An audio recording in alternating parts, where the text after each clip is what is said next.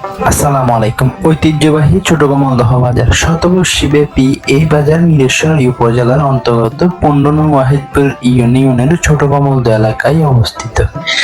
এটি ঢাকা চট্টগ্রাম রোডের পুরাতন রুট ঘেঁষেই অবস্থিত। সপ্তাহে 2 দিন শনিবার ও মঙ্গলবার এই বাজার বসে থাকে।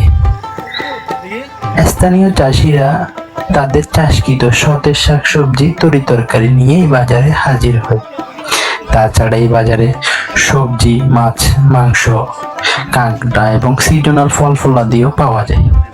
সকাল থেকে এই বাজার বসলে মূলত বিকাল থেকে এই বাজার জমজমাট হয়ে ওঠে।